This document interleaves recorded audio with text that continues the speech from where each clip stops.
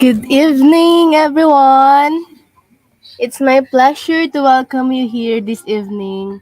By the way, I'm Cecil Guan from Bicol University, and I hope you enjoyed your dinner. And yes, please like our page Onshape users worldwide and join our Facebook page. So thank you for joining this event, this special event. So before we start, let's proceed with opening rights.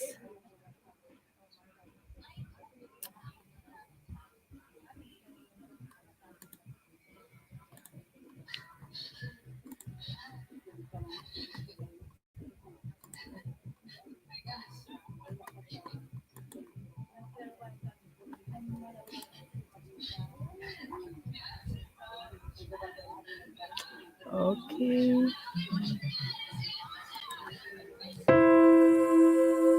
The PSME prayer.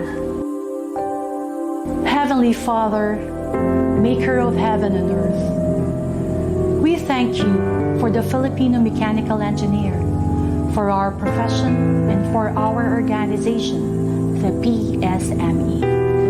You have sown us as seeds scattered here and abroad as PSME engineers, humble planners, designers, and builders of all things mechanical. Our proud testament to the glory of your creation. We bring before you the fruits of our profession, forged by the fire and burning passion of the PSME mission. Professionalism to help us maintain the integrity of the engineering profession. Please keep our hearts true to the highest ethical principles of our field. Service to enable us to contribute to the enhancement of science and technology. We pray for all Filipino mechanical engineers to work together as one in shaping the economic growth of our country. Motivation to uplift the engineering profession. Please help us promote fellowship and cooperation among all Filipino mechanical engineers and to install nationalism among PSME members. Excellence to enable us to become outstanding PSME members. We pray for all Filipino mechanical engineers to actively contribute to the advancement of the profession, to be recognized globally as we develop the talents you have given us. Help us to provide sustainability to the changing world. May the PSME bring together all Filipino mechanical engineers and as one stand united as beacons of strength and stability to the world.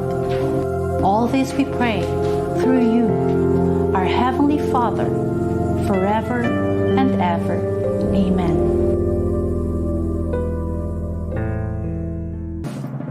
Bayang magiliw, perlas ng silanganan, alam ng puso, sa dibdib mo'y buhay. Lupang hinirang, duyan ka ng magiting, sa manlulupit, di ka pagsisingil, sa dagat at bundok, sa simoy at sa langit mo bakaw, may nilang ang tula at awit sa paglayang minamahal. Ang kisap ng watawat mo'y tagumpay na nagdidinig, ang bituin at araw niya kailan pa may magdidilig. Lupa ng araw ng waraming pagsita, buhay ay langit sa likod. Aming ligaya na pag may mamating, magmamatay ng dahil sa'yo. Baba. Ha!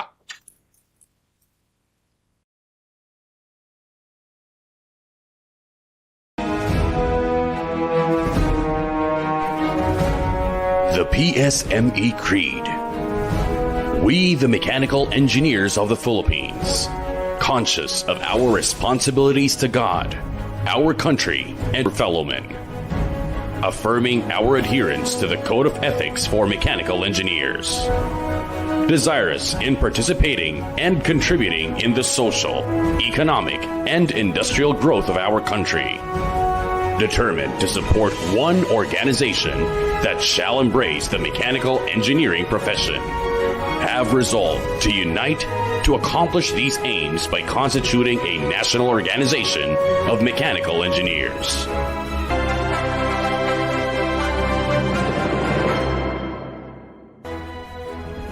PSME core values. I am a person of integrity. I act with honesty, transparency, and accountability. I do the right things the right way. I maintain professionalism at all times with high respect for others, observing proper conduct, following the code of ethics, honoring commitments, and acting fairly and with dignity. I strive for excellence, thereby achieving the highest standard of performance in all my undertakings. I internalize teamwork. I act with sense of urgency, mindful of entrepreneurial spirit, and work with unity, cooperation, collaboration, synergy, and convergence towards a common goal. I exercise leadership with humility and characterized by stewardship. I lead by example, walk the talk, and celebrate success as owned by all the members of the team. I embody concern for stakeholders, especially the welfare of our members, employees, and all we work for, and those who work for us. I am an integral part of a resilient, nationalistic, and God-fearing organization. I weather the odds and implore peace, harmony, kindness, good work, love of country, and social responsibility.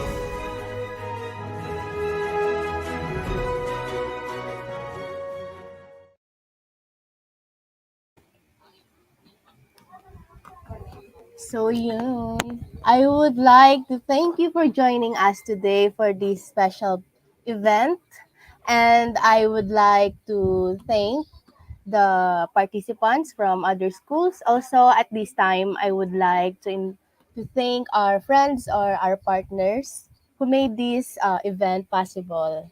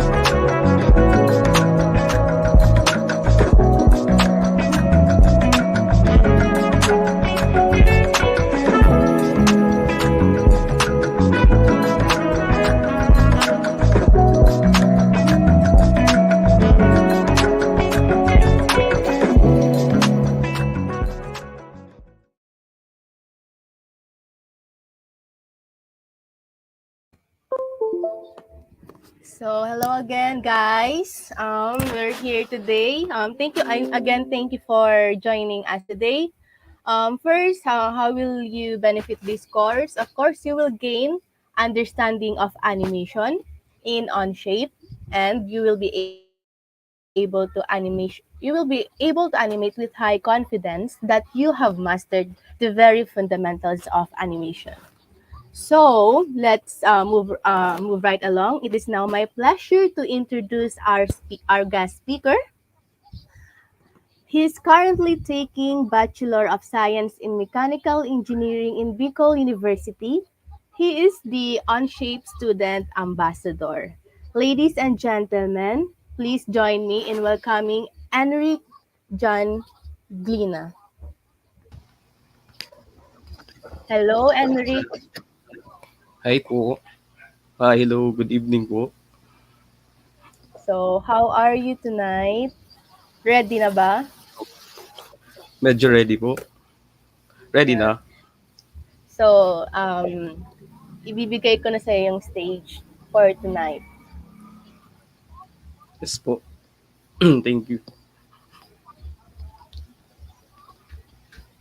Again, good morning, good afternoon, and good evening po sa mga nakikinig sa atin. All our viewers po dyan from wherever you may be. Again, I am Enric Glina from Bicol University, College of Engineering. Currently taking up my bachelor's degree. So, third year na po ako ngayon. I'm from Bulan, Sorsogon. Yan. So, let's start.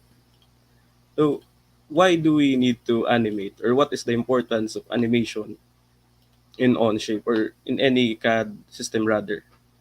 So, animation enables us to have this clear and spatial relation, or it enables us to understand spatially the interactions of parts in an assembly. So, let me share my screen.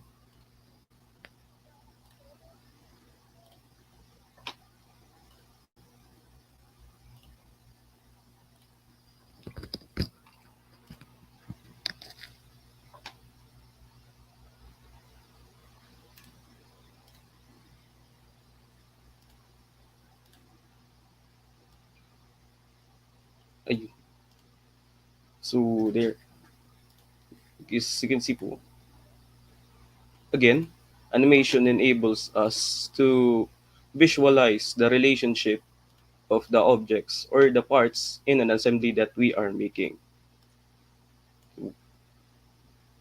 So before we dive deeper into animation, let us first define or let us first understand what are mates or these objects here above.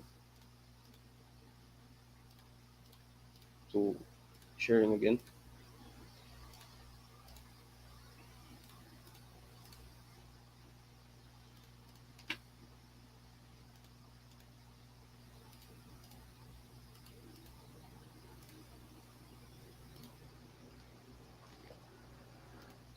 So I have here prepared a simple mate block, or what you call this, a simple object or assembly that enables us to visualize each and every mate na we are using.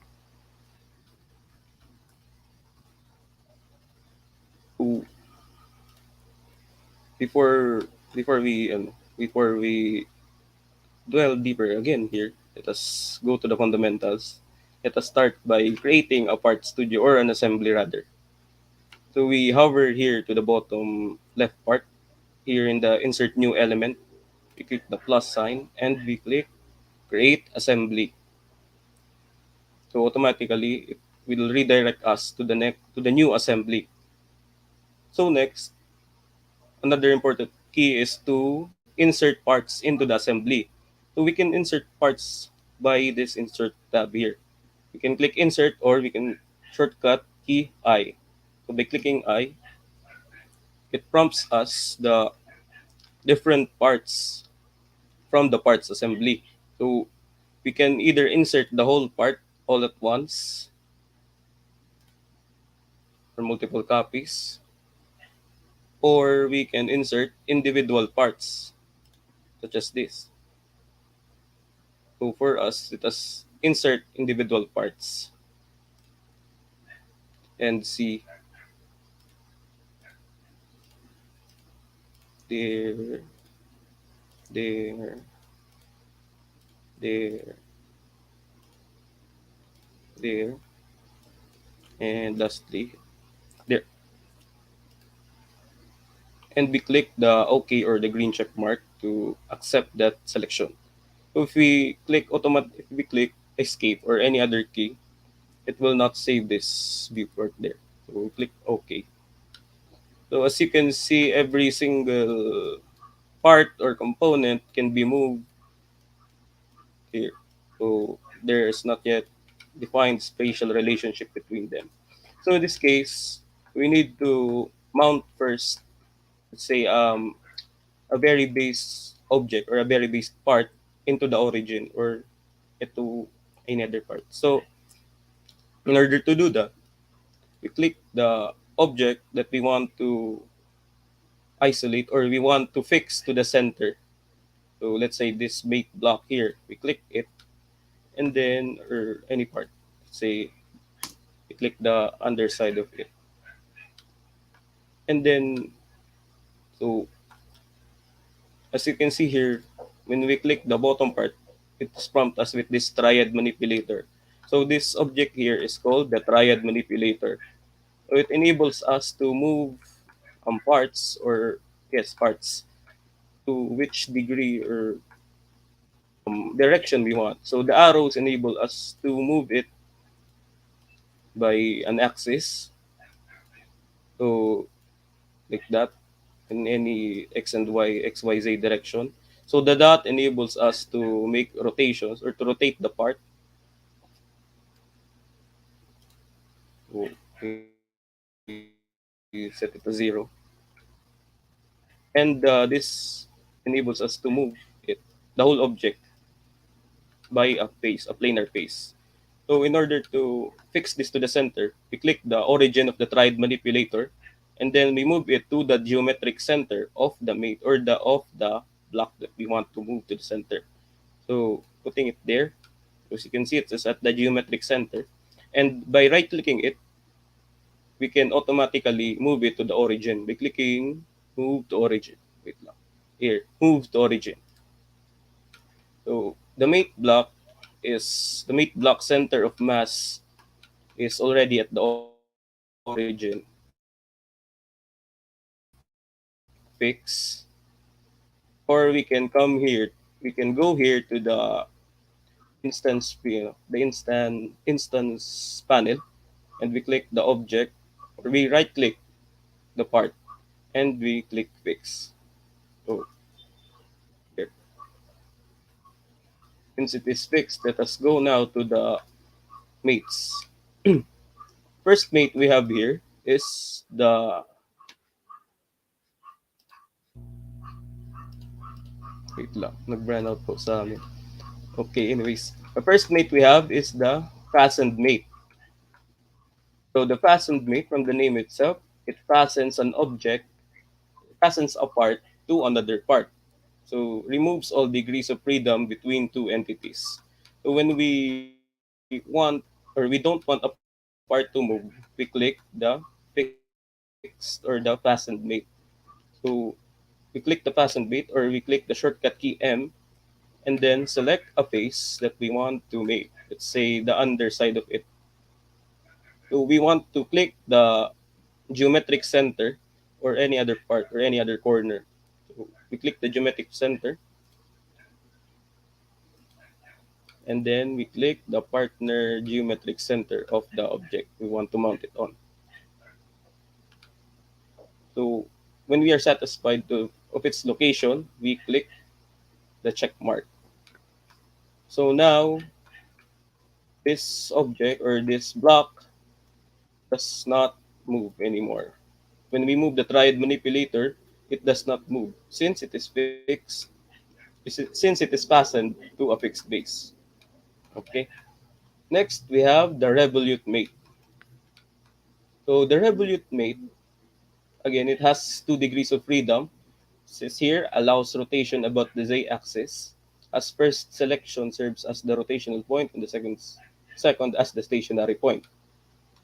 Okay, so same as the fastened mate, we select a point of an object we want to fasten, or we want to select as the axis of revolution. So in this case, if we want to select the center, we click this top, and then press shift, or like that, and press shift. So when we press shift, automatically it parang it isolates the the portions we only want to move at. So since it is isolated at this axis, the z-axis, it can freely move here, or here. So clicking the center of it, the center point for the mate connector, and then we select the center point of the top point, rather, the top point of this cylindrical hole, and then click check mark to OK, to accept the mate.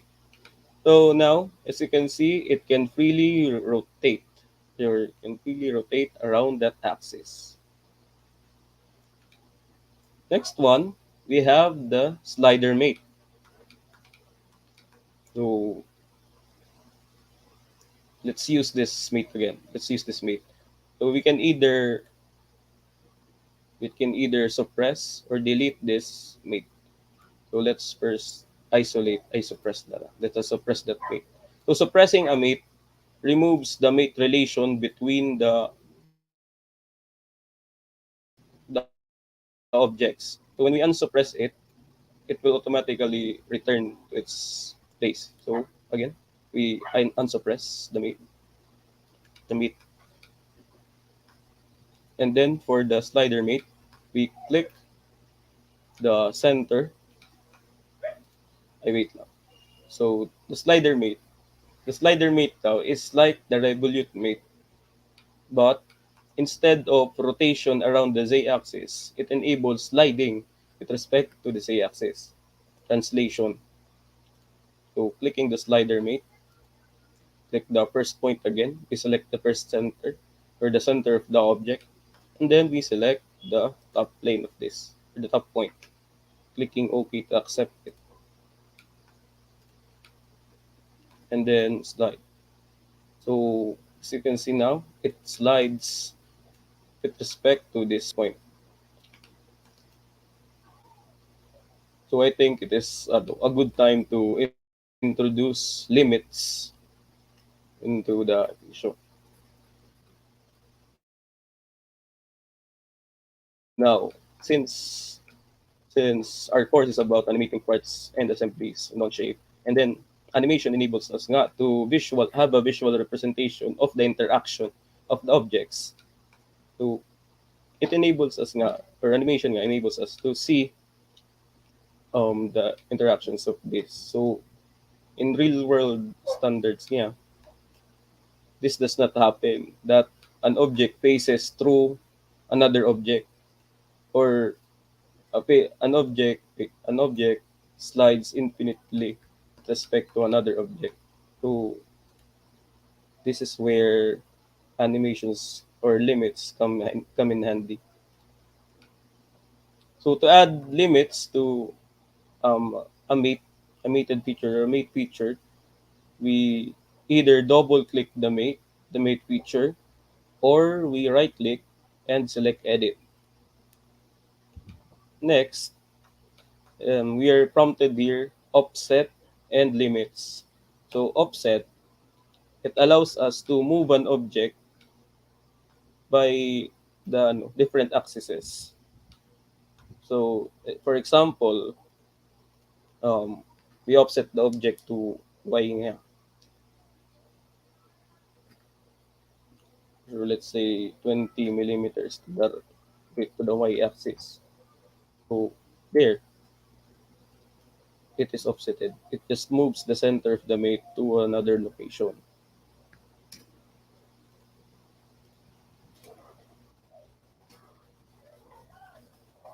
We remove offset and we will focus on the limits. So limits, since it is a limit, it has both a minimum and maximum value with respect to Z. So we can either know the value by measuring it, or we make an estimation of how it interacts. So a minimum value, let's say our minimum value is 0.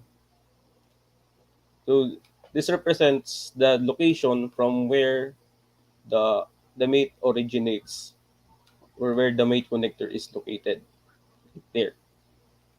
And then we say, let's say, a maximum value of 50 millimeters. In order to see the limit without exiting this plane, we can either click this, animate the mate to the degree of freedom, or we move it up or down. So let's select first this. So as you can see, it moves to the specified limit, which is 50 millimeters. We can change that, since when it reaches 50 millimeters, it rises out of the object. So let's say 40. And then we click again the animate. Yun. Now it moves 50 millimeters from the mate connector upward. We can flip the primary axis. So the primary axis here is this. Wait, you can zoom in. That the mate connector. So the mate connector has three axes: the X, the Y, and the Z. So when we click the flip primary axis, it inverts it. So our limits would be reversed right now, or the object has been reversed. So that's how limits work.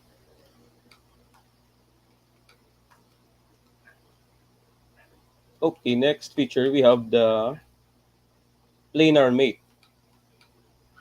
So planar mate daw, like clicking here, allows translation along the X and Y axes and rotation about the Z. So on the planar mate allows rotating nga. allows translation about the x and y axes, but it does not allow movement or translation about the z. Rather, it only allows rotation. So we click the planar mate by selecting the planar mate or by clicking M for mate connector. So when we click M, nakita natin dito, fastened mate ang nakalagay. Or fastened mate is automatically prompt. We can change the mate type by clicking this drop-down box. And then we can select the mate we want to use. Let's say planar. Click planar. And then we select the mate connectors. For this, let's select the underside of this blue object, the geometric center. And then unzoom and click the geometric center of this object, this planar face. So when we are satisfied with its location, click the OK or the check to commit to that mate. So now it can only move by this planar face. It can move in the XY direction. It can rotate by the Z direction. We cannot see the rotation since it is a circular object, but it can rotate by it can rotate at the Z direction. So we can add limits here by clicking the planar or by double clicking the planar mate feature. So limits, let's say yung planar mate daw, it has the limits na the distance of minimum or maximum distance of x, minimum or maximum distance limits of y, and then the minimum and maximum rotation about the z. So let's say yung minimum value natin is 0 again since it is located at the geometric center. For the y, same thing, 0. And then let's say the maximum value is about 40 millimeters. 40 millimeters. So we add here no minimum or maximum value since we cannot see the ratio. And then there. By clicking this, we can visualize the movement of the object. So since it interacts with this corner, we can lessen the value of the x limit. So let's say 20 there.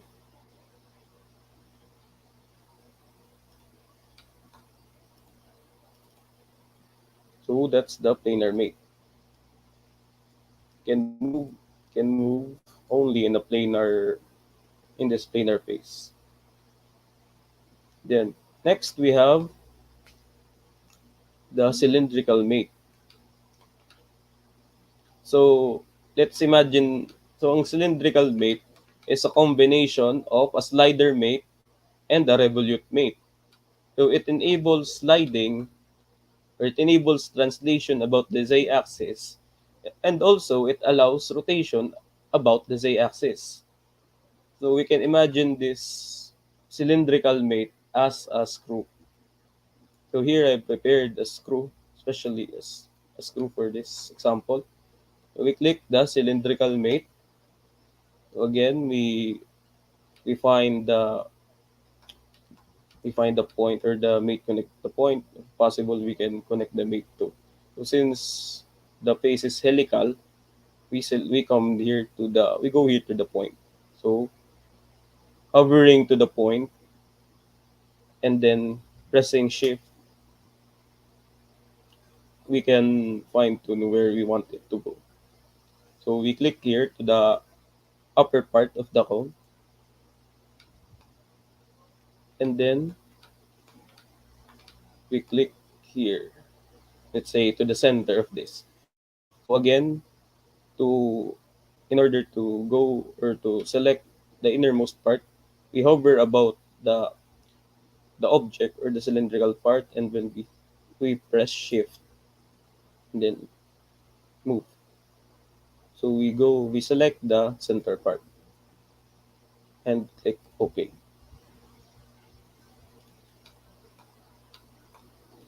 So now it can move up and down about the Z, and it can rotate about the Z.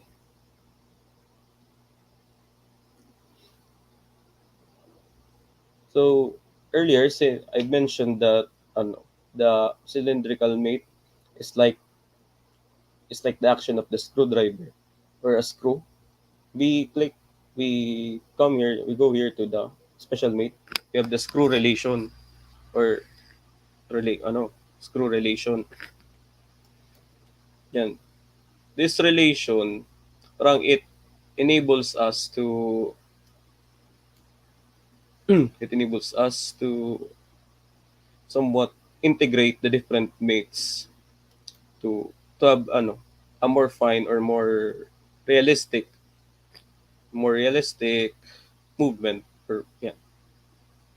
So, so we click it, screw relation, and then the screw relation, we select a mate feature.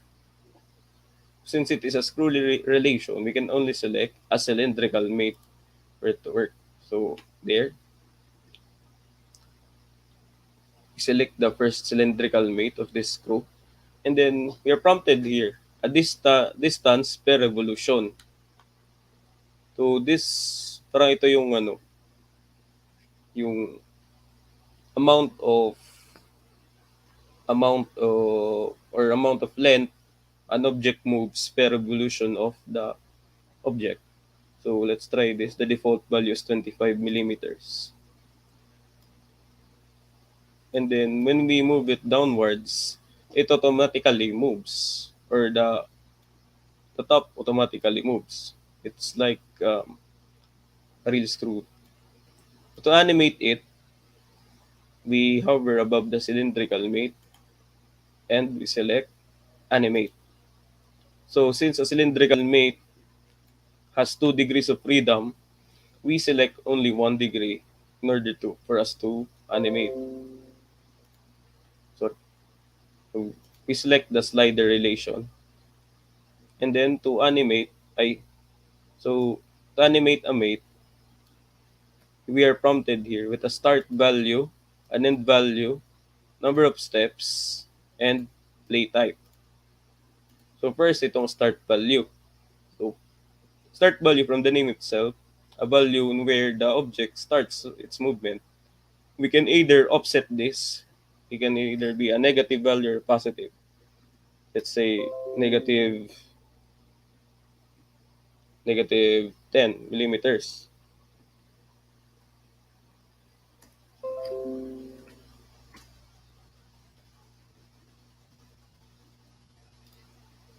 And then positive value is 25.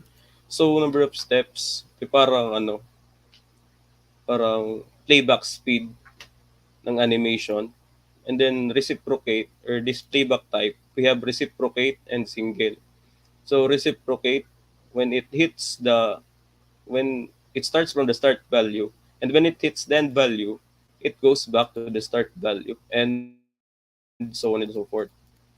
Ito namang single, it starts from the start value and it ends only at the end value. So let's animate it.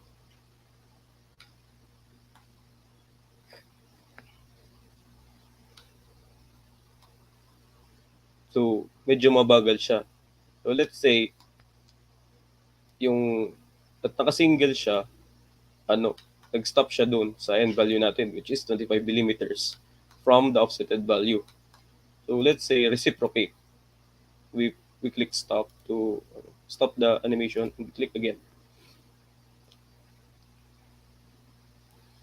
So it slowly moves to the end value of 25 millimeters from the start value, and from there it moves into the value and stop it. So let's say gusto natin pabilisin, say 100 steps na lang. Play it, and then ito, mas mabilis siya.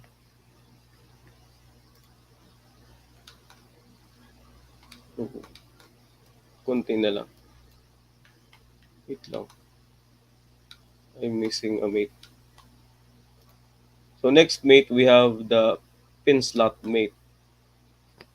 We get the pin slot. Hindi ko na ay, asa na?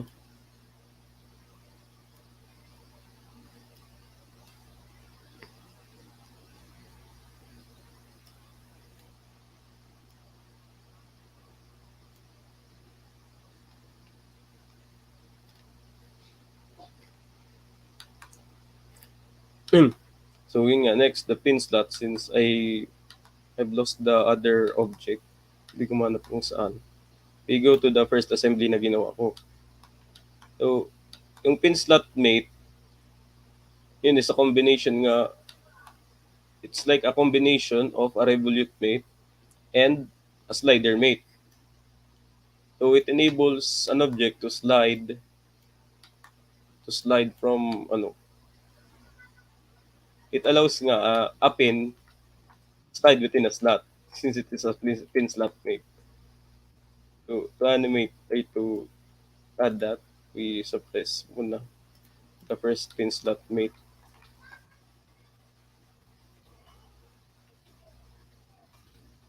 And then we click pin slot. So the first selection here that will happen, ito yung magiging pin natin. So we select the center point for the mate connector. And then we want to click the circular profile or the center of the circular profile. So for that, we hover above that profile and then we press shift. We hold shift rather. And then we hover our mouse to that center point there. So clicking OK. So here we can invert the z-axis. Since the z-axis is upside down, so I wait. Okay, in the pin slot mate pala, we will focus on the x-axis since it just slides about the x-axis. Kasi as you can see, this x-axis is directed, or the positive x-axis is directed towards the end of the slot. From there, we can accept it.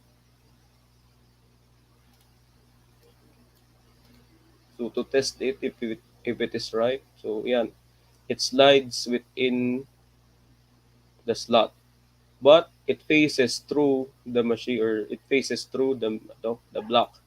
So for that, we will be adding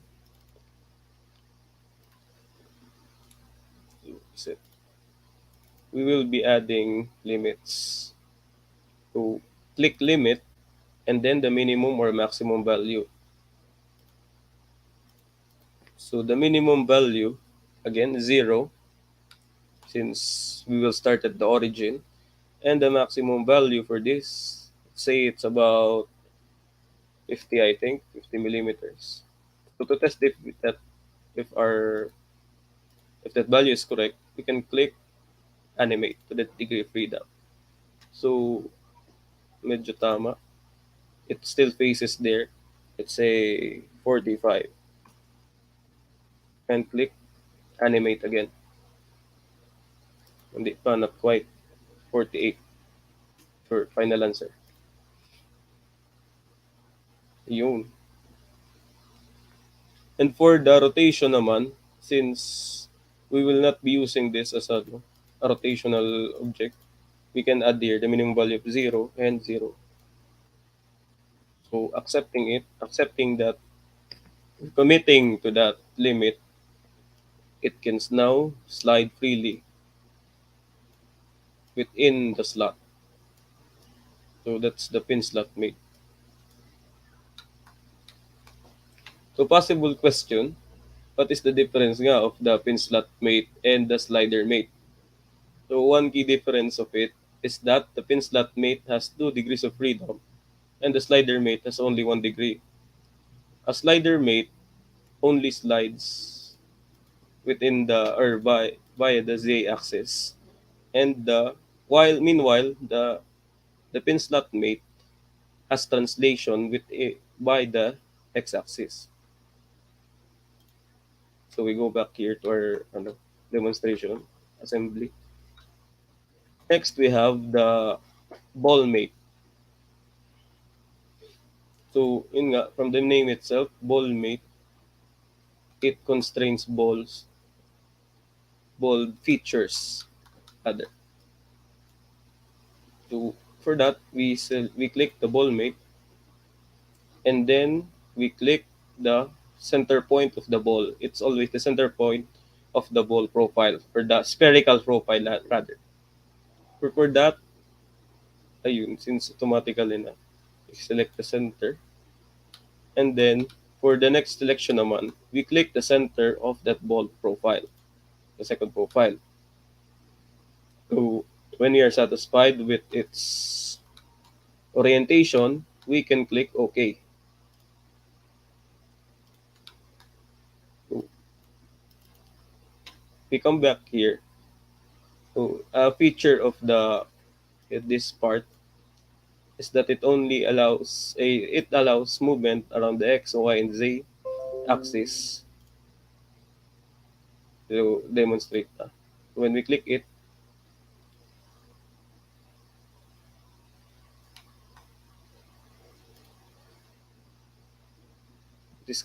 it is constrained to move the ball shape profile with on the axes.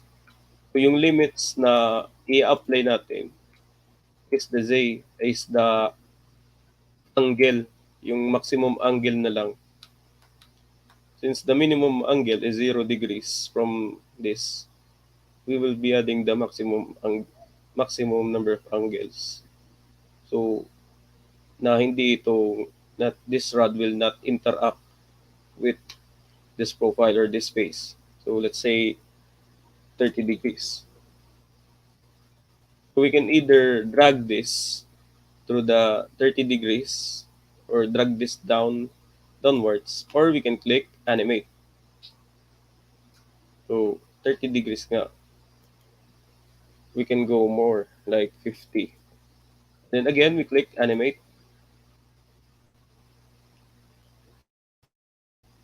Yun. If we are satisfied that, we click the check mark or the green check mark. So there, it is constrained to move in the ball profile fit 50 degrees maximum value. And the last mate, last na ba? Hindi, may dalawa pa. There are two last mate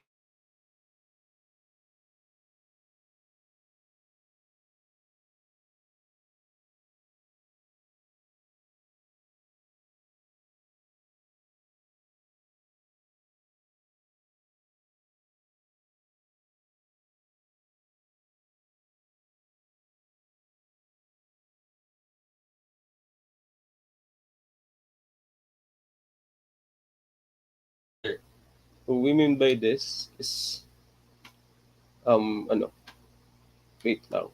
We're loading. The resources are loading. So we move Nuna there to our other part studio or assembly.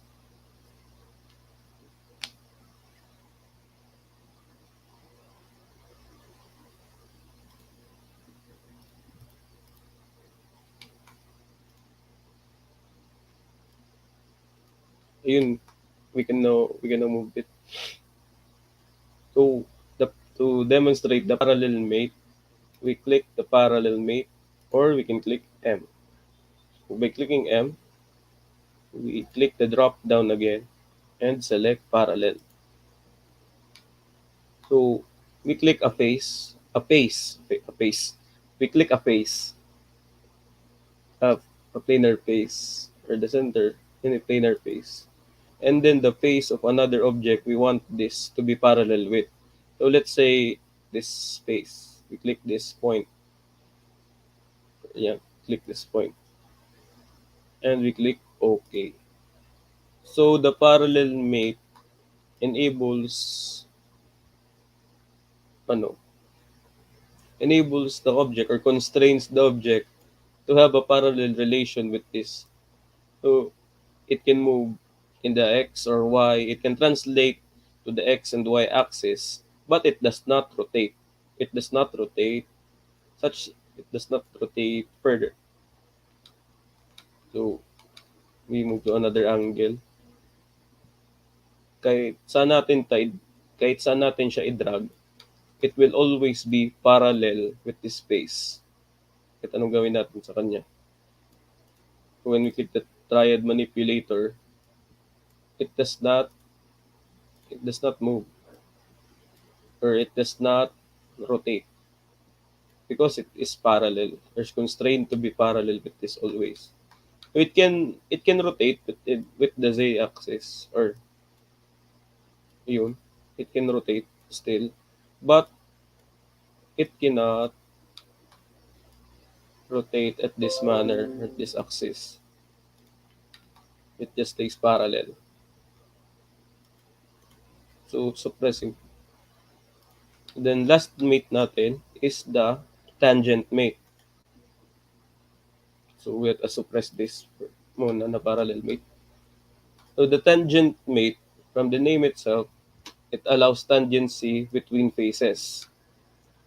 So one practical example of this tangent mate is a cam profile where the cam and the follower are a tangent with one another. So let's imagine this mate as a cam and the follower. So we have this profile here, and we have this profile here again. Profile. So since it is separated, this is a different, this mate has a different conditions. It allows tangency between a face edge or a vertex. So let's say we click this face. Ay, yun pala. The first selection selects the face that will move, and the second selection is the face that will stay stationary. So let's try it. Yan, since we click this as the face that will move, we will click this profile or this faces as the face of tangency. So we click,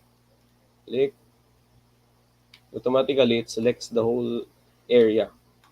So we can click this, we can commit. If we are okay with this orientation, we can commit it, or we can move the object. Say here, we can flip the primary axis by clicking the primary axis. So when we are satisfied with that, we can click, or we can commit to it. Ayun. So it can rotate, but it is always tangent to this edge. Wait,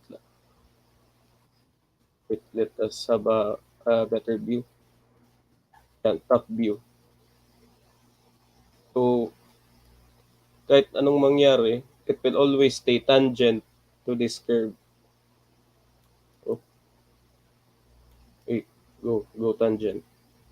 There's to this, pala there. To the face in which we selected it. Wala. Oh, nawala lahat.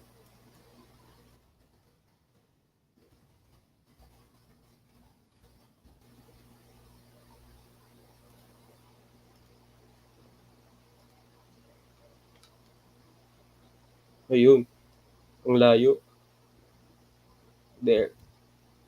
It will always stay tangent to the face of tangency.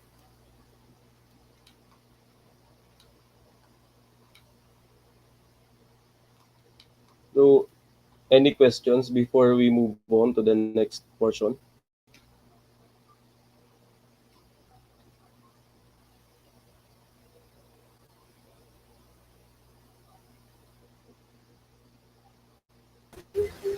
I think wala naman, Enric. You can proceed naman. Okay, sige. Since there are no questions this far, let us move on now to the animation proper, or the animating parts proper. So let me share this other screen.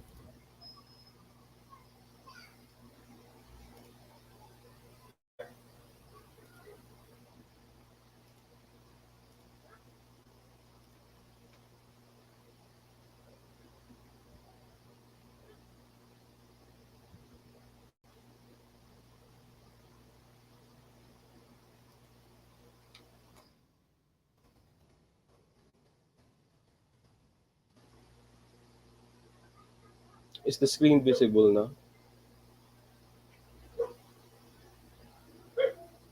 Ayun, okay na. Okay. So, this is the assembly na napakita ko kaninang earlier. So, let us discover how this assembly works. So, this is a simple vise. Yeah, simple vise assembly. Actually, this is my table vise. I modeled it on one-to-one scale for this example. So, how does this work? Yeah. So, this works by when we slide this, or when we rotate this arm, it enables this jaw to close or open depending on the rotation that we apply to it. There. So, but before we dwell deeper into this assembly, let us let us first draw, first model, let's model another a part. Okay, let me show you how to model this part, this base vise, this vise base. So to create a part studio, we click here the insert new element, click it, and we select create part studio. So automatically it will redirect us to the new part studio. So for this, we'll be creating the base vise, the the vise base rather.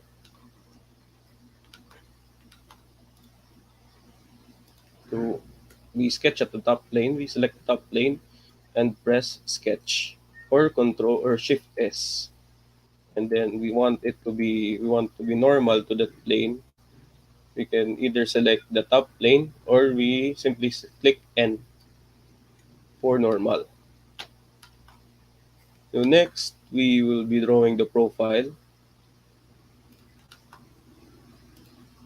rough sketch of the profile.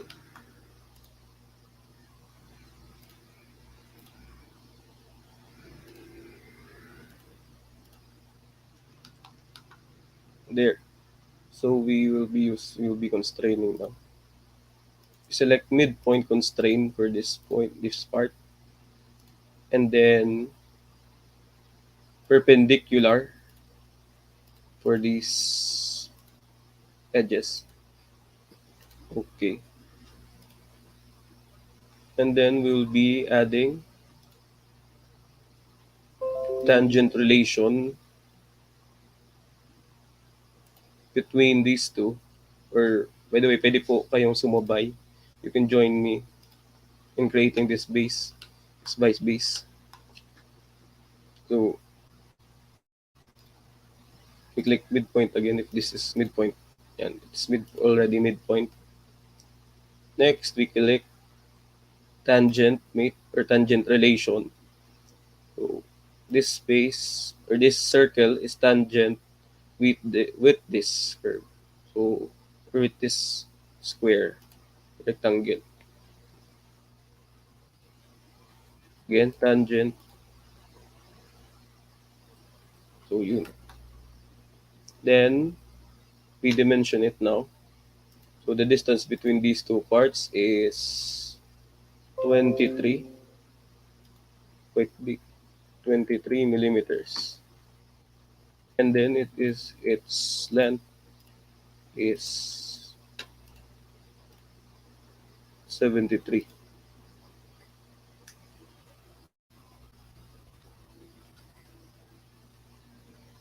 So now we will be extruding it. We select, we click OK, or we commit to this sketch, or we can automatically click extrude. Extrude. So since the sketch is already active, it automatically selects the profiles that we want to extrude. So we can do this manually. Click new, and then the faces to extrude. This, this, and this. So the depth or the distance. So for that, we can manually lower this to their desired distance, or we can add a depth or a measured depth. So our measured depth is 4.5 millimeters, and we click OK. So this is the lower part. Next, we click naman, or we go naman to the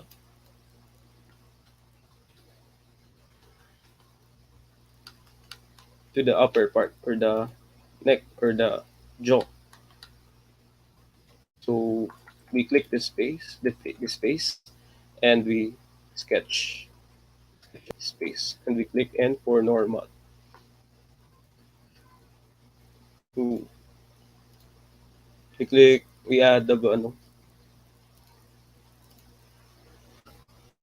we can add either lines or a rectangle or corner rectangle. So for that, we will be selecting a corner rectangle.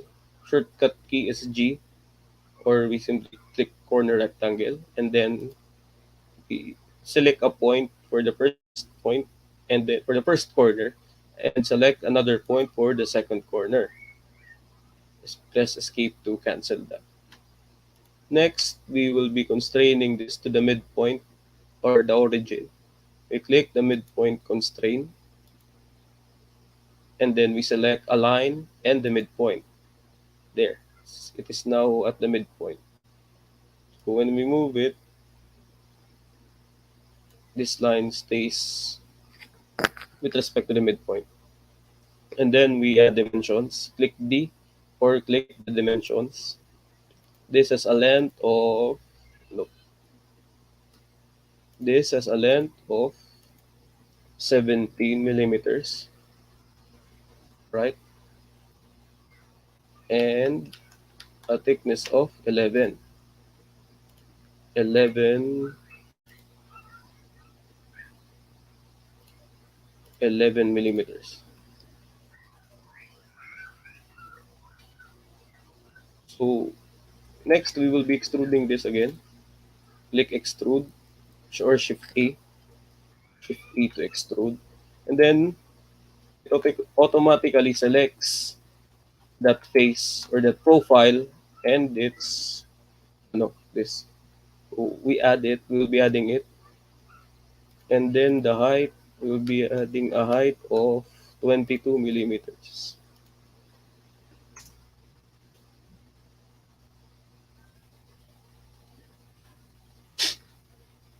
And click OK to commit with that object. So inspecting if it is okay na.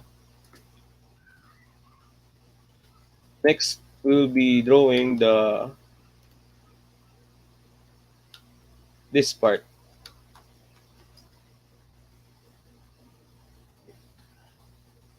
This part. Okay. There, this part, this triangular piece. So for that, we will be selecting the right plane and Shift S to draw or to sketch. And then we press N to be so that it will be normal. Then for that, ano, we will be drawing a triangular face. So we can either draw a line here, or we can use this profile as a dimension. So to do that, we click here, use, project, or convert. It is, and then we click the object we want to use. So for that, we click here. Yun. So as you can see, it is a fully defined line. We can now draw lines here, or we can now connect other lines into this point or to this line. So to draw lines, we click L, up, and there. So now it is a closed entity. So let us define D. It has a height of 8 millimeters and a width of 7 millimeters. Click OK to accept the ano. Then again extrude. So since it is at the middle or the center of the plane, we can select symmetric. Symmetric. So it is a thickness of ilang thickness? It has a thickness of 17 millimeters.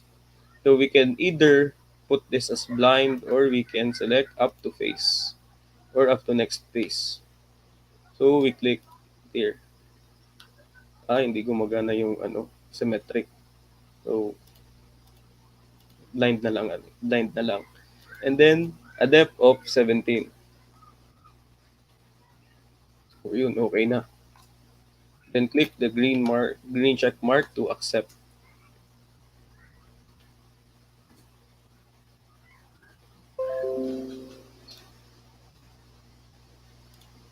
So reviewing that, okay na.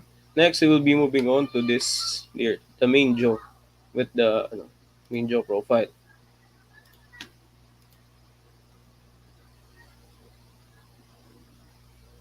So for that, we will be drawing in the front plane or the front here.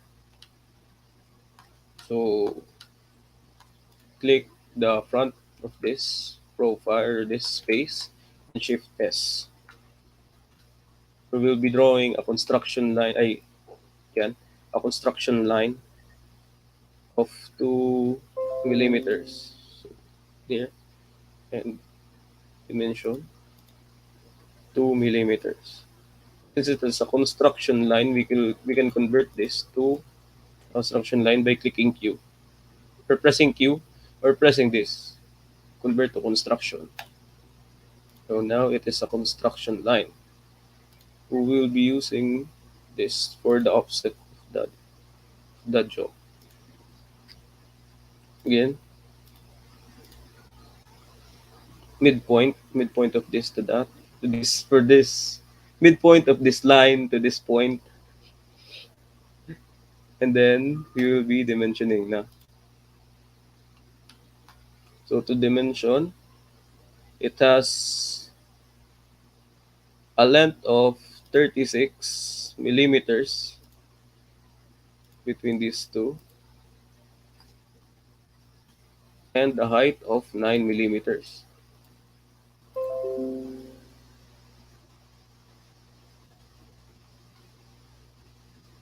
So when since it is okay, we click the check mark and we extrude again.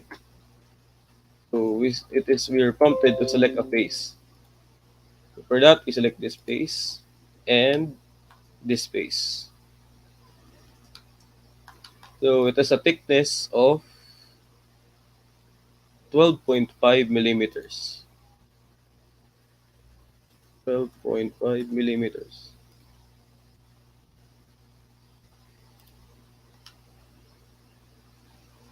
Yun. When this is okay to us, when we want to commit to this profile, we click again the green check mark to accept. So it's almost complete. Next, we will be drawing this part, this track where the second jaw slides. So for that, we'll be drawing here to the top plane to draw. Shift S to sketch, and then N so that we are normal to this plane. And then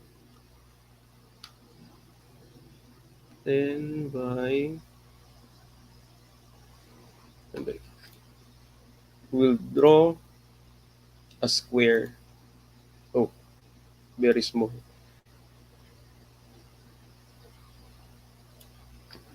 And then a construction line from here to here. So click Q to convert it to construction line. Then midpoint Tama. Oh, okay. So again, we define that construction line to a length of 6 millimeters, and then we had the midpoint constraint of this line with this point. So it automatically moves, and it is now the of this midpoint of this line. Next, we will be dimensioning it. It has a thickness of 10 millimeters and a length of 33 millimeters. 33 millimeters. So inspecting it. And the profile is okay. We extrude again. So for this, it has a thickness, or it has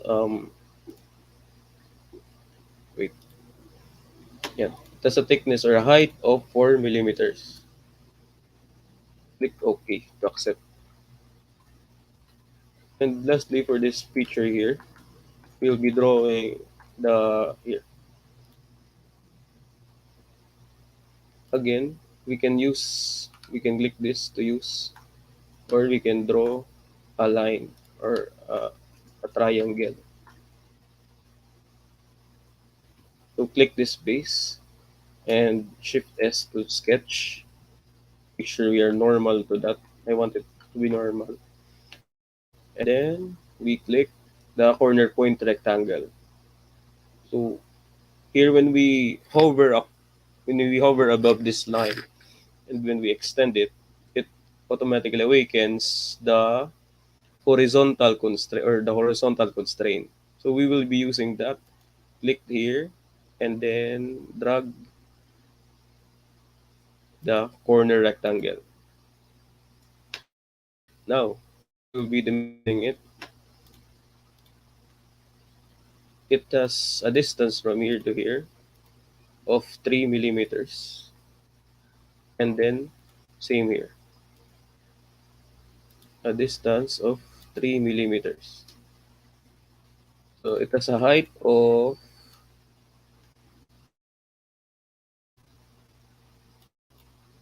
according to the drawing, it has a height of, this two has a height of 6.5.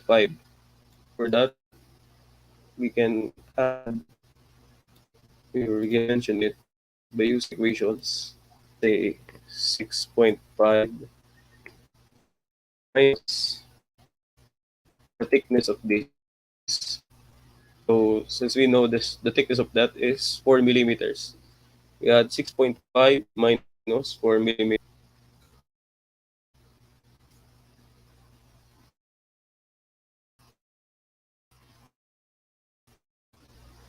Tama ba?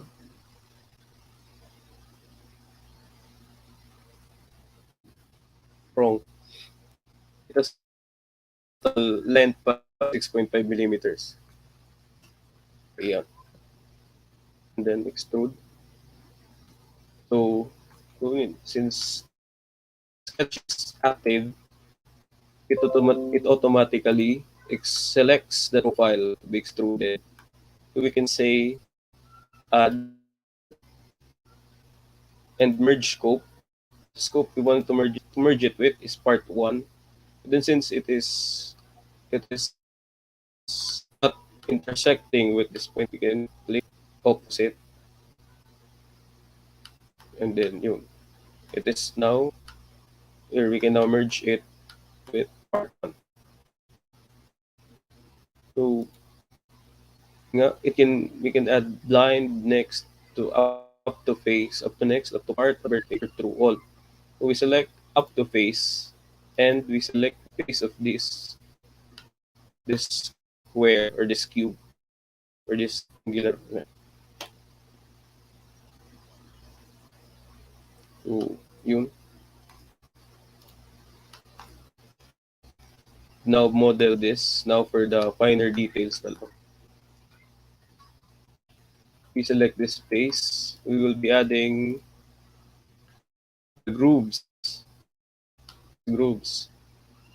for the teeth or the grip. for the job. So for that, we select this space and Shift S again and click M to normal. So draw lines, construction lines from here to here and from here to here. It's very short. Here to here. So we select those lines and press Q to to be converted into construction entities. Next, we'll be drawing the corner rectangles. So again, we click this corner and then click here, oh, and click here.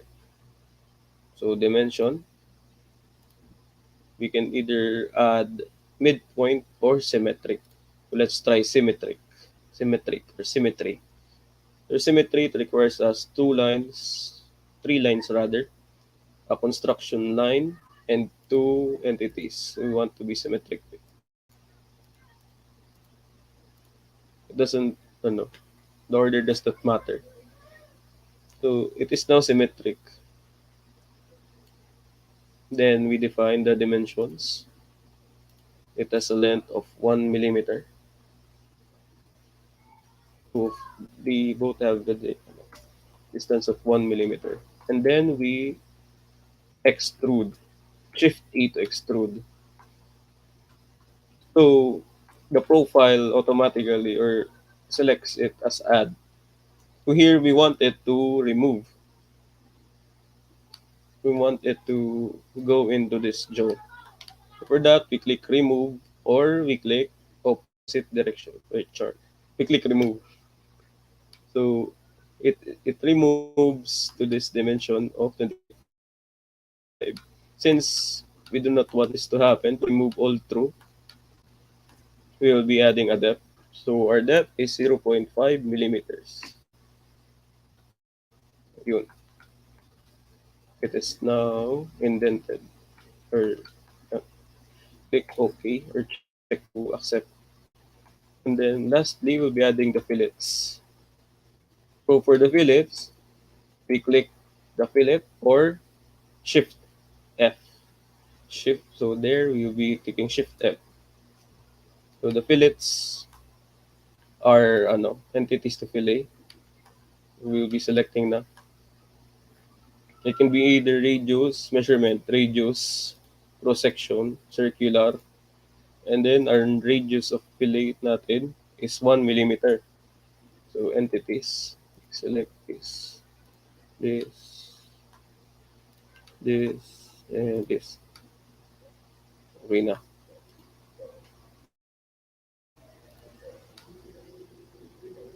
And when when we're satisfied with that fillet, we click just check mark again to accept. So fillets, we adding fillets here and here. So again, Shift F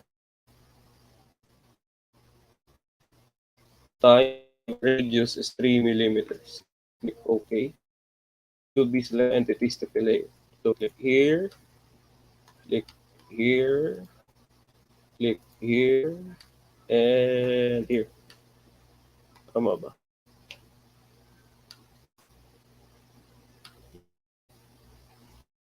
So when we're satisfied with that appearance, you can click OK. So our command of Onshape is we can move manually the radius of fillet. So we can drag it there. Ay, hindi na makita. We can drag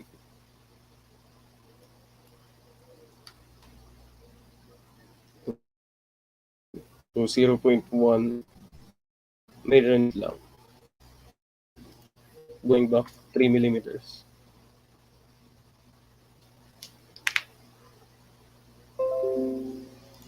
And accept. So last thing to do for this feature is to drill a hole or to punch a hole in this back. Here, punch a hole where the screw will rest. Wait, there's still fillets here. So to edit a fillet, we select the entity or the fillet, and then we select the parts to fillet.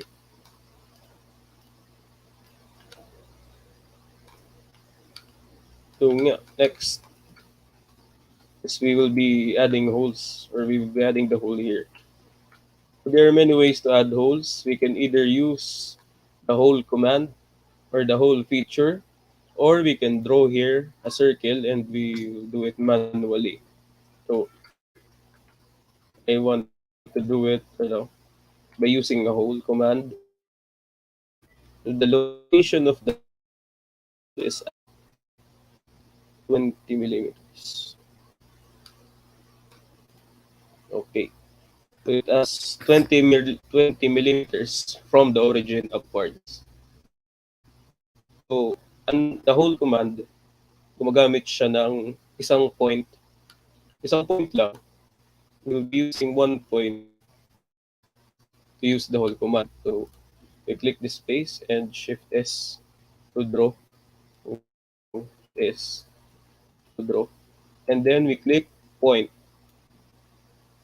So our point is at center with relation to the origin. And then we click anywhere. To define the point, we click dimension and we click the point and the origin, and we add a dimension of 20 millimeters. Click OK to accept, and then we are now ready to put a hole.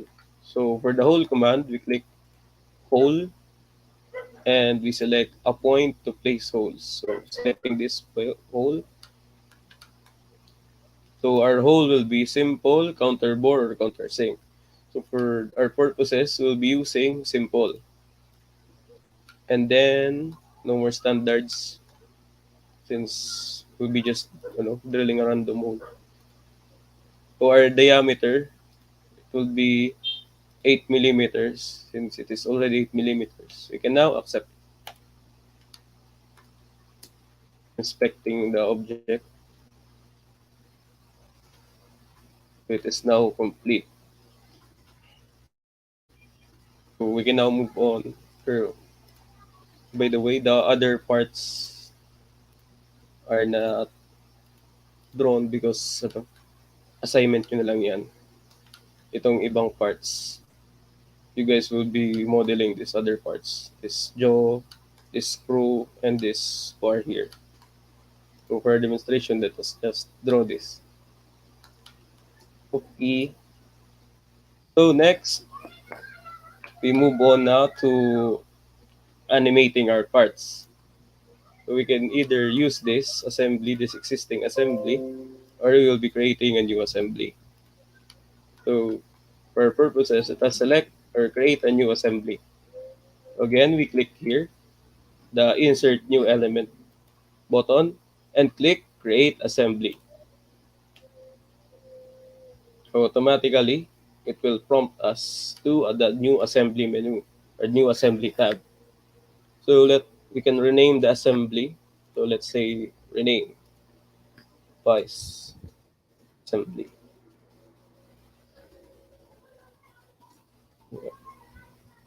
Say 1 or 2. And then same as before that we have done to the mate block, we insert the components. So we can either select from Part Studio 1 or from Part Studio 2. So let's select from Part Studio 1. So again, we can select the whole object that is already like that from our Part Studio, or we can select individual objects. So let's let's insert the whole object. So take note, since it is inserted like this, it doesn't mean it is already an assembly. Still, it's still a part, or it's still assembly, but the parts cannot interact or does not have a definite interaction with one another. As you can see, it can still face it can still face within the parts.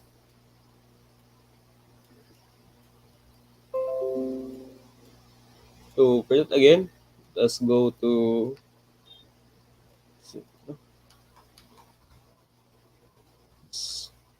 okay. Let's first fix this, the main base. So click fix. So for this, we'll be using first a revolute mate, a revolute rather a slider mate. We'll add a slider mate here to here. So click slider mate, and the entities to for the slider we click is mate connector, and then we click the corner, a corner of this. Yun. Clicking OK to solve, or we add the ano, we add the limits. So for our limits, let's see kung ilang ginamit ang limits dito eh. For limits, we have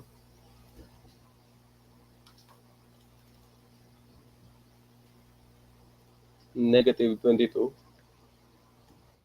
and 8 millimeters.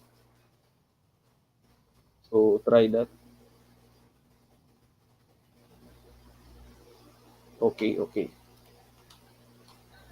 So as you can see, it does not pace through the object and it does not go infinitely back. Let us keep it like that. Next naman, we will want to fasten this rod to here. So for that, we click fasten mate, click the center, and we click the center of this by hovering above the profile.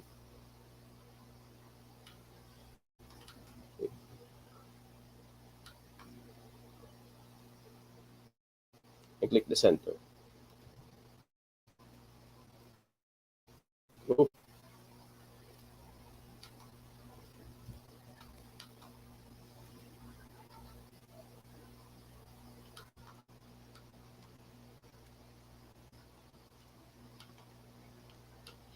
so next is the revolute mate. So we add a revolute mate this shaft to the hole that we have made earlier. So for that, we select revolute. We select this point, this here, and then we select the face. So clicking shift and hovering above the point or the center point of the circle. Accept, or so since ganito ito, we can click solve in order for the other components of the assembly to move. So clicking solve, there. We can now visualize its orientation or its location. Clicking OK. So next, what's next?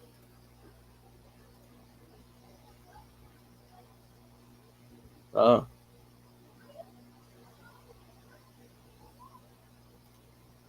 ah, okay. So next, we'll be adding the slider mate or the slider mate, the cylindrical mate rather. So mate connector natin, itong center niya, and then itong screw shaft. So it will be very hard to select that. Mm, there, the center of it, and then click OK to accept. Mm.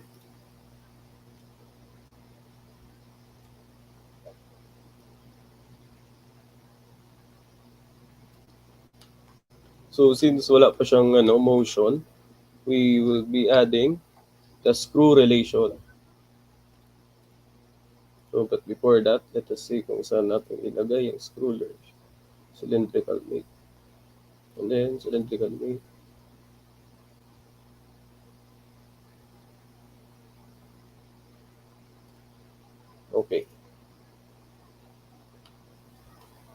screw relation. So we click the cylindrical mate. Okay.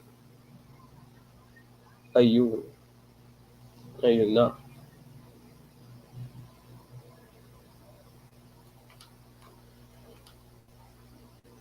Again. So, as you can see, parang hindi pa kumakapit itong rod natin at screw to our jaw. So for that, we click the screw relation and then we will click the cylindrical mate. Since the cylindrical mate, parang it embodies the mechanics of a screw. So clicking the cylindrical mate and press enter. So it moves na. So napansin natin, parang hindi siya tama na for every one rotation, marami or malayo na ang displacement niya. Na knowing ng teeth or ang number of threads natin ay marami-rami. So for that, we double click or we edit the screw relation and we add a distance per revolution like 100.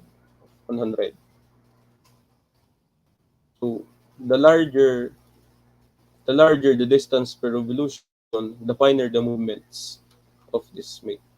So let's try. Let's try to move it. So rotating this. Oh, marami pa rin.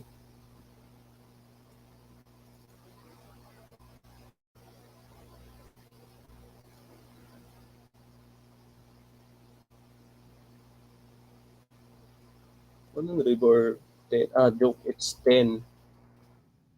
Ayun. Wait, I know it's finer. Let's say 1. Ayan, okay na. I'm wrong pala. The lower the distance per revolution, the finer the movements that happen. So to animate this, we select the slider mate, or we can select any other mate, but we will be selecting the slider mate, and then we press animate. So our start value would be negative 22 millimeters, and their end value is 8 millimeters. So let's try to move it. So yun. The slider mate enables, as the slider mate moves, it causes a rotation dito sa ating handle, or ating handle screw, or ating threaded handle ng ano.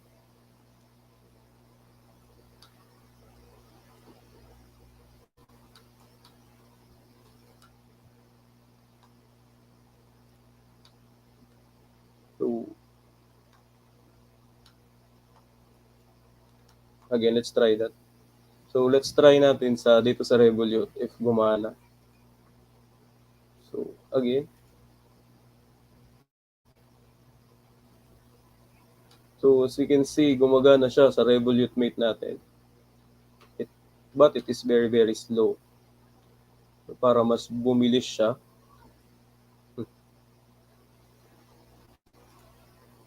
do single. Number of steps, let's say 1,000.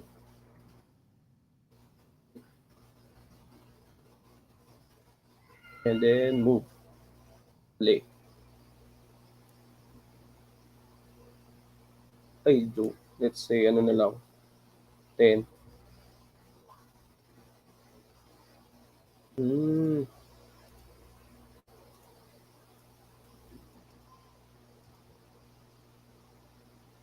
So, as you can see na dito sa ating revolute mate it's different compared sa ating fastened mate. Because, our revolute mate is only constrained to rotate 360 degrees. So, meaning, when it reaches the 360 degree value, or when it reaches a full revolution or full rotation, it goes back to the original. So, yung proper talaga na pag-animate natin is itong slider mate. So may itong cylindrical mate, it also has a slider mate. So let's try it here, the slide relation, and then so unable to compute any steps for this animation. Pag ganyan, yung lumabas, there is only one solution talaga. Kung yung unang gumana sa ating assembly that causes movement to this assembly, ito na yung final natin na basis for animation. So again, to animate a part, we hover above the mate feature, we right click and select animate. So there we can select the values, the start value, the end value, the number of steps, the playback type, and we can also reverse it. So pwede natin gawin ng start value is 8 and our end value is negative 22. It's okay. So we try that. There. Pwede din yung start value natin is at 0.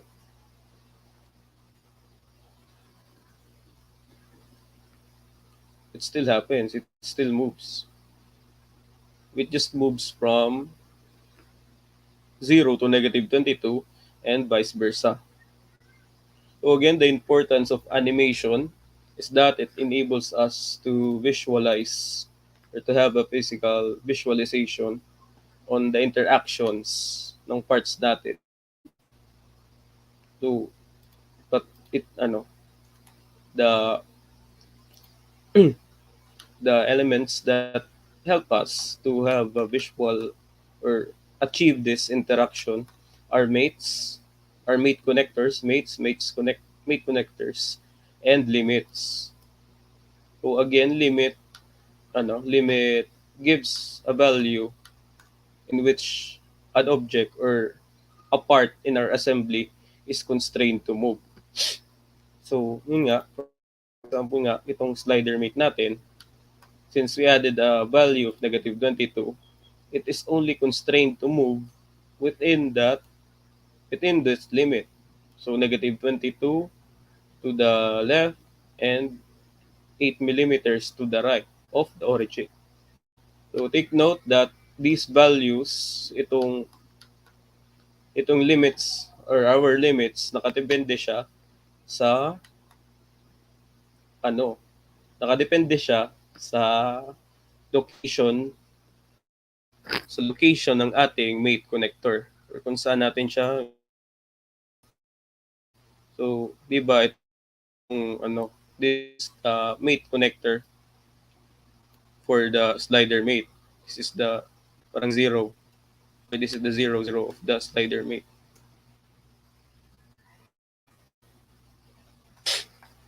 And yung limits natin nagsisimula doon sa zero na yun.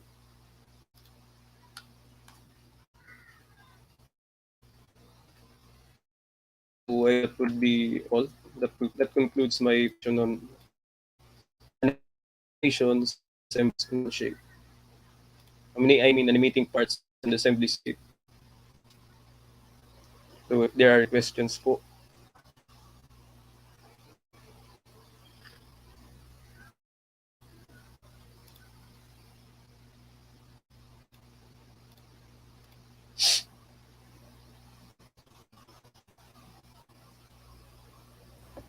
So, yun. Thank you, Enric. We're now in the QA portion. So, just jot down any thoughts or inquiry on the comment section, guys. So, we can talk about on that. So, before we proceed to our Q&A portion, let me just share what I've learned on this topic. So, I have learned how mates limit the part's degree of freedom. Also, I've learned how to uh use them or use the mate connectors to mate two parts together. And also you can animate the mate in Onshape. And also I've learned that you can add limits to the mates. So, meron bang questions? Questions po? Sino wala? Wala. So, for the attendance, just type your name and schools on the comment section. So, if you want certificate of completion, register on the link below. And Enric discussed the activity you will be creating. Just complete the activity and send it to the email given below. And also like the page and join our group for more updates.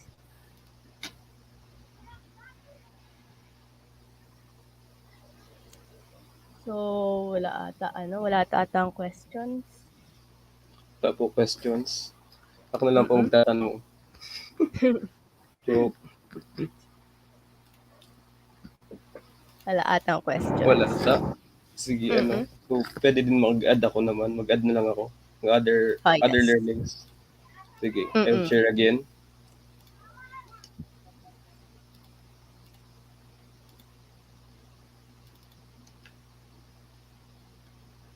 Sharing. So, additional, we can, using the Assemblies tab in Onshape, we can create an exploded view of our assembly. So, an exploded view can be used sa ating, can be used in our drawings, in our technical drawings, in order then to show the relationship of parts, or how to put those parts together. So, to add an exploded view, we hover here to the exploded view, and then we click add exploded view. So we are prompted with this dialog box, or this place. So to add an exploded view, first we click an entity or a part, and then we use this triad manipulator to drag it. Just drag it. We can drag it anywhere. So, so it's up to you to drag it. So, so let's drag this here. And when we are satisfied with that step of explosion, we click the check mark. And then, so na, may exploded view na siya. So, next, we select this. Or we can select two. And then, we move it here. So, when we are satisfied with that, we click the check mark. And finally, we move this. We drag it again, the triad manipulator. And when we are satisfied with that, we click here. So, as you can see, our assembly has an exploded view. So when we are done editing the exploded view, we can click done. And then it automatically goes back to our assembly. Again, to activate the exploded view, we hover above here, the exploded view, and then we select this exploded view one. Double click it to activate.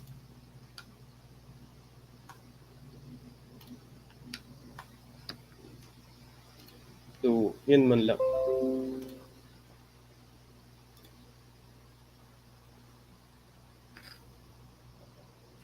So, ayan. We have learned so much from this topic. So, wala pa ding questions. Wala pa ding questions. So, ano bang ma-advise mo, Enric, for the Onshape users? So, advice lang is practice. Yun lang talaga number one advice na may ibibigay. Practice. Practice in your spare time. Marami naman ditong resources tayo na magagamit as parang ay marami din tayong resources na makukuha sa internet. Like if we want to draw, or we want to draft different objects with relation to mechanical engineering, we will be searching sa Chrome tab natin mechanical design parts or mechanical design parts 3D CAD. So from there makita tayo ng ng other or ng basis natin. So another din advice is pwede natin gamitin itong we can use the Onshape Learning Center. So itong Onshape Learning Center is automatically inside our Onshape application when we open it in our Chrome tab. So it is located sa pinakataas. Wait, let me show it again. Let me share again para makita. So yun, the Onshape Learning tab or Learning Center is located here. Ito. So when we want to learn or we want to learn more about Onshape or the different applications or different features of Onshape, you can go to the Learning Center. And additional, meron meron silang binibigay na certificates of course completion per course or subject matter na tinatapos mo. So, speaking of certificate of course completion, so Enric just discussed the activity you will be creating sa magko-complete po ng course. Send it to the email below, and also like our page Onshape users worldwide and join our group for more updates. So yun, paano mo ba na-discover tong Onshape, Enric? Ay, yan nga. So, fun story nga. So, na-discover ko tong Onshape is by watching webinars from CAD Community Asia. So, in few months ago,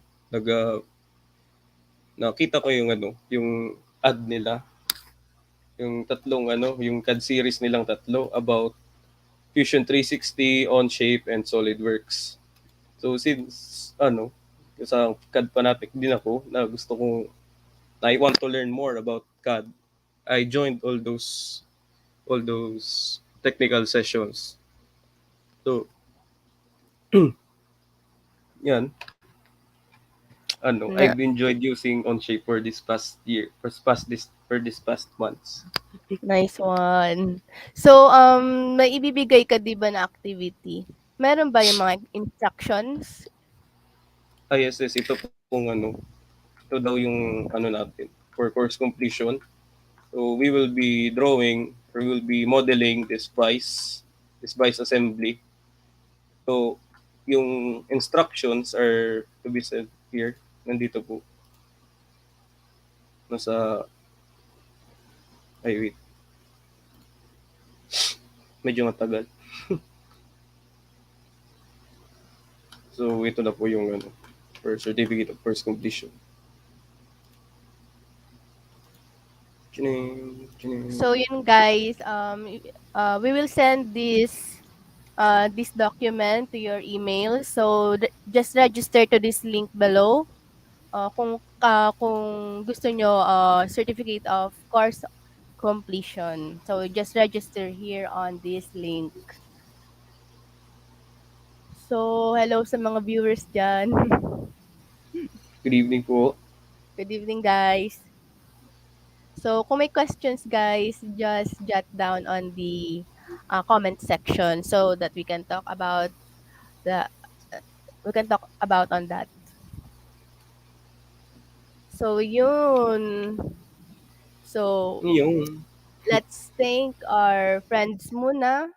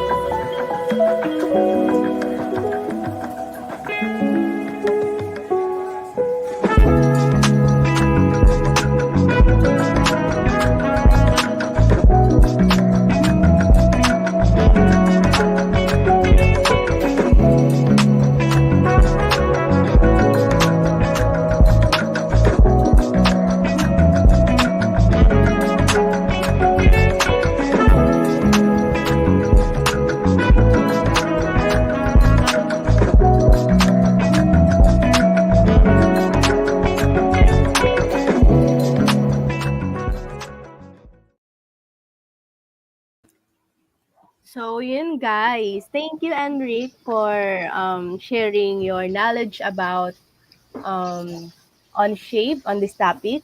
Thank So you. again guys, if you want to have a certificate of course completion, just register here on this link. And Enric said earlier the document will be sent to your emails. And then, so yes, that wraps our evening. So thank you all for making time in your busy schedules to join us here this evening. It's been our pleasure to host this event, and I wish you all a pleasant night. Thank you. Thank you.